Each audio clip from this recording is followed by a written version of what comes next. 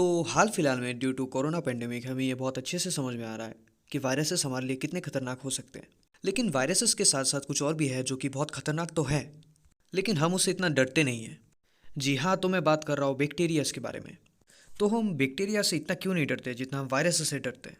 तो इसका सीधा सा आंसर ये होगा कि हमारे पास बैक्टीरिया से लड़ने के लिए वेपन्स है। Weapons in the form of antibiotics. दरअसल एंटीबायोटिक्स वो ग्रुप ऑफ ड्रग्स है जो कि हमारे बॉडी में बैक्टीरियल इन्फेक्शन को रोकती है। बहुत ब्रीफली बात करें कि एंटीबायोटिक्स ऐसा कैसे करते हैं, तो वो दरअसल बैक्टीरियल मेटाबॉलिज्म को हिंडर करती है, जिससे कि उनके ग्रोथ एवं रिप्रोडक्शन में फ़र्क पड़ता है।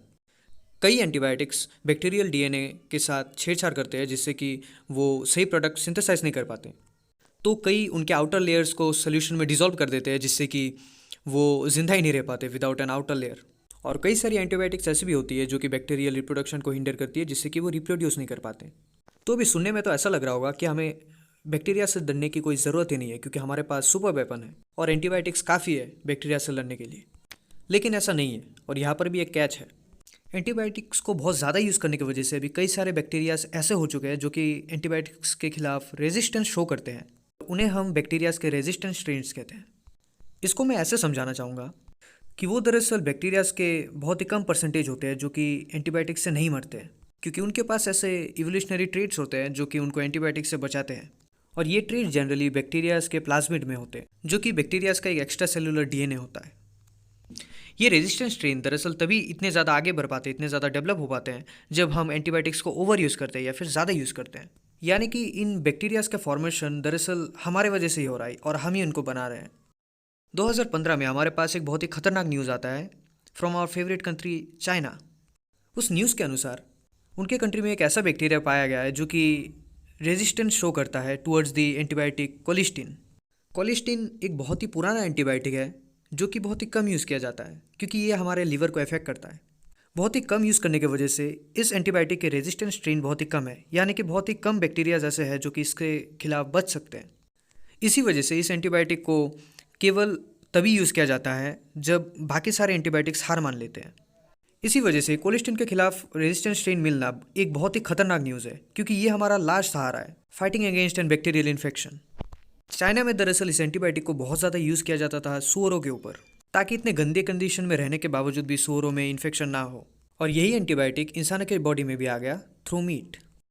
और इसी वजह से इंसानों के बॉडी और पिग्स की बॉडी में कुछ ऐसे बैक्टीरियाज ग्रो करने लगे जो कि रेजिस्टेंट थे कोलिस्टिन से, जो कि हमारे लिए किसी भी एंगल से गुड न्यूज़ नहीं है ऑब्वियसली, क्योंकि अगर ये बैक्टीरियाज फैलने लगे तो फिर हम उनसे बच नहीं पाएंगे किसी भी एंटीबायोटिक्स को यूज़ करके। बैक्टीरियाज आज एक बिग डील नहीं है, लेकिन एक ज़माने में जब एंटीबायोटिक्स का आविष्कार नहीं हुआ था तब कई सारे बैक्टीरियल पेंडेमिक्स हुए थे, जब कई सारे लोग, करोड़ों लोग बैक्टीरिया की वजह से मरे थे।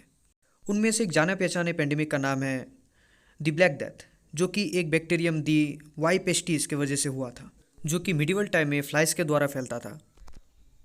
उसके कई कई साल बाद 1928 में अलेक्जेंडर फ्लेमिंग ने पहला एंटीबायोटिक पेनिसिलिन को डिस्कवर किया था, जिसके वजह से उनको नोबेल प्राइज़ भी मिला था।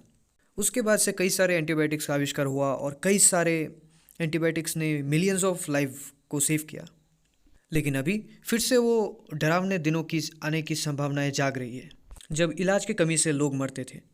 बैक्टीरियाज दरअसल कई सारे तरीक़ों से इंफॉर्मेशन को ट्रांसफ़र करते एक दूसरे में, और वो उन्हीं प्रोसेस से अपने अंदर के रेजिस्टेंट प्लाज्मिड को अलग अलग बैक्टीरियाज के साथ शेयर कर सकते हैं, जिससे कि वो सभी रेजिस्टेंट वैरायटी बन जाए।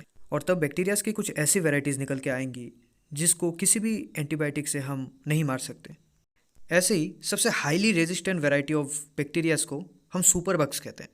ये एक टेक्निकल टर्म है जो कि इस्तेमाल किया जाता है इन रेजिस्टेंट वैरायटी को डिस्क्राइब करने के लिए।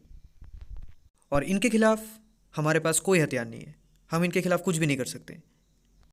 और इसी वजह से ये सुपर बग्स इस हमारे नए मॉडर्न मेडिकल सिस्टम के ऊपर एक बहुत बड़ा थ्रेट है।